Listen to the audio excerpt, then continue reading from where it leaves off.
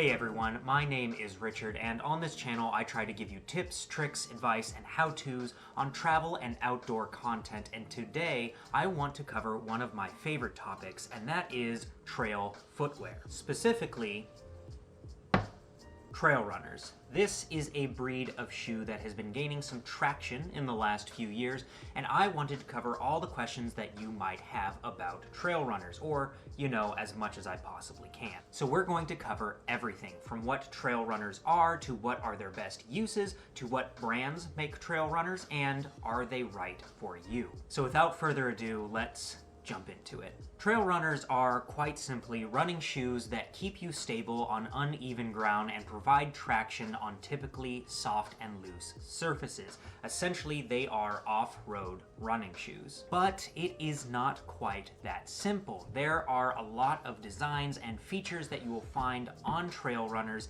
that will make them feel and perform differently than standard running shoes. Let's start with the upper of the shoe. I will be comparing my Brooks Cascadia 14 trail running shoes with my On Running Cloud training shoes. Now, obviously, these are two different brands of shoes, but the differences in styling is already pretty apparent. Since you're going to be using these shoes on uneven surfaces, not flat surfaces like concrete or asphalt, trail runners are designed to prevent your foot from rolling or rocking side to side. So by having a stronger and more structured upper, they will prevent the likelihood of you rolling your ankles. You'll also notice that the Brooks have a larger toe cap at the front of the shoe. This is obviously there to help prevent you ramming your toes into sticks or stones, and it makes it easier to put on crampons or micro spikes. And on the back, you'll notice there is a much more rigid heel cup to really lock your foot in place. Some companies will use a harder plastic or TPU mold, and this may look somewhat similar to what you would find on a hiking shoe. Next, we're going to move on to the midsole, and as expected, it's going to be a bit tougher than the ones you'll find on a standard running shoe. Now, most companies use one of two polymers or foams in the midsoles of their shoes, and that is either EVA or TPU. EVA, or ethylene vinyl acetate, is lightweight, extremely well cushioned, and has a very high rebound, which makes it perfect for road running shoes. However, EVA breaks down more quickly, tears more easily, and is oftentimes too flexible for the trail. This is why most companies use TPU, or thermoplastic polyurethane, for their trail runners, as it's denser, provides a more stable platform, and wears better than EVA. This doesn't mean that trail runners are stiff and inflexible. They are still very well cushioned and have a lot of spring in them. They just need to be better balanced on uneven surfaces. Trail runners also have in the midsole what is called a shank or a rock plate. You can actually see it here on the Brooks. It's that little green bit peeking out through the tread. This is usually a harder TPU or plastic that runs through the middle of the midsole of the shoe, and again helps create a more stable shoe and also helps prevent rocks and other sharp objects from poking through the foam.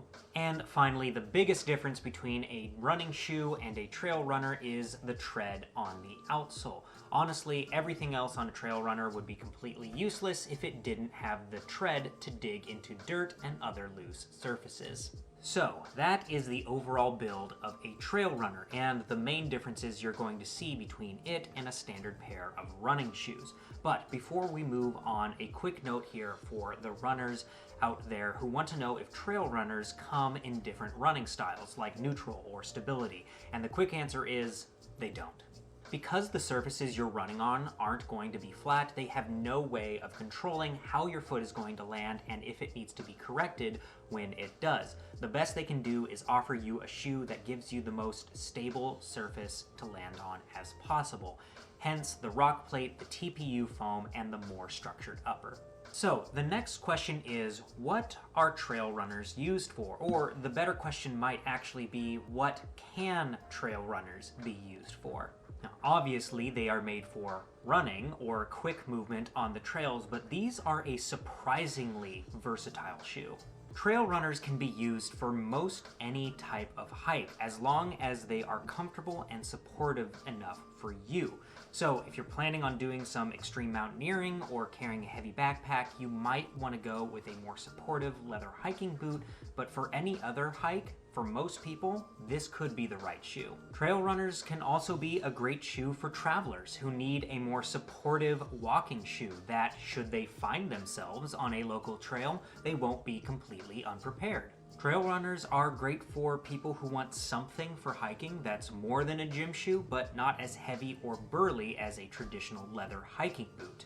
Trail runners are great for people who live in flatter terrain or maybe only walk on manicured trails. Trail runners are great for people who live and hike in warm or hot weather places who want something that is going to be more breathable than a waterproof or leather hiking shoe. Trail runners are great for people who want to invest in trail-worthy footwear but don't want to spend too much on hiking shoes or boots because they're afraid they're not actually going to use them that often. And lastly, trail runners are the preferred shoe of most long-distance thru hikers, people hiking the Appalachian Trail, Pacific Crest Trail, Continental Divide Trail, and so many others because they are lightweight, flexible, breathable, comfortable, supportive, and should they get wet, they dry quickly. And this leads us to our next question. Should you go with waterproof or not? Now, most companies are going to answer this question for you because they typically create a non-waterproof, breathable version before they create a waterproof version. This is because these are high-performance shoes, so breathability is going to be preferred over waterproofness. Overall, waterproof membranes, even the most breathable ones, are going to make the shoe run hot. So for those of you hiking in warmer or drier climates, this may be an issue. So the big question here is, what if my shoes get wet? Well, if your shoes get wet or fully submerged and they have a waterproof membrane, they're going to take far longer to dry out, potentially an entire day or even overnight. And all that water sitting in your shoe while you're hiking is going to cause swelling, chafing, and eventually blisters.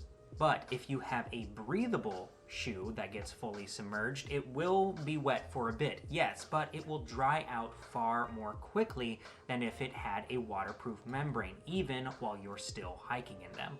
And if you're planning on using a trail runner as your all-around hiker, but you're worried about using it in the colder months where there's typically more rain and snow, you can always adapt your shoes to fit whatever climate you need. This can be done by using either a waterproof sock or potentially a gaiter. These will help keep your feet dry and debris out of the shoe, respectively. And the next question is, who makes trail runners, or what companies should I look at? And this is a pretty easy answer. Most athletic shoe companies make some kind of trail runner, whether it's a running company like Adidas, Nike, Saucony, Brooks, On Running, Ultra, Hoka, or Topo Designs. And most hiking shoe companies make trail runners as well. Companies like Merrell, Salomon, Scarpa, La Sportiva, Arc'teryx, and even Keen. So the good news is there are a lot of trail runners out there on the market, so I'm sure you'll be able to find the right one for you. Now, to do that, you'll have to figure out two things. The first is, how are your feet shaped? And the second is, what do you really need out of a running shoe? Some companies make shoes that are wider or come in wide sizes like Keen or Hoka, and some companies make shoes that fit more narrower feet like Salomon or On Running. Some companies offer lots of cushion with higher stack heights like Hoka or Brooks, and some companies offer enough cushion and zero drop stack heights like Ultra. The good thing is, if you already have a pair of shoes from one of those brands I mentioned before and they work great for you, chances are their trail runners are going to work very well for you also. If you've been hiking in Merrell hiking shoes all your life, then getting a Merrell trail runner is a great next step. Or if you've been running in Nike or let's say Brooks, then getting a Brooks or Nike trail runner is going to be a great transition. So the final question is, are trail runners right for you? And unfortunately, I can't make that call for you. I wish I could say definitively that yes, trail runners are the best trail footwear and everyone should buy them, but that simply isn't true. We all have different footwear needs, and we all move differently when we're out on the trail, and it would be unwise for me to say anything different. I myself have several different types of hiking footwear, anywhere from hiking sandals all the way up to full-grain leather hiking boots, and I use them for different reasons and for different adventures. But what it really comes down to is this. Trail runners offer more breathability, better flexibility, more lightness, better cushion, I think more versatility, and dare I say, more swiftness to any given hike. However, they are not as durable or supportive as traditional hiking shoes, and in the case of hiking boots, they do not offer as much ankle support. This last point is especially important for those of you hiking in places with more elevation gain and loss, as ankle support will help keep you upright more easily, especially on the downhill. And you typically want ankle support if you are carrying more weight on your back because it provides better stability and a more solid base. So now it is up to you to look realistically at what type of hiking you do, what your comfort level or strength is as a hiker, where you typically go hiking, and how much weight you usually carry with you. Answering those questions will help you find out what trail footwear is right for you, and if that ends up being trail runners, then I hope the information in this video has been useful to you. If you have any more questions or thoughts on trail runners, or if you're rocking your own pair right now, then let me know in the comments below.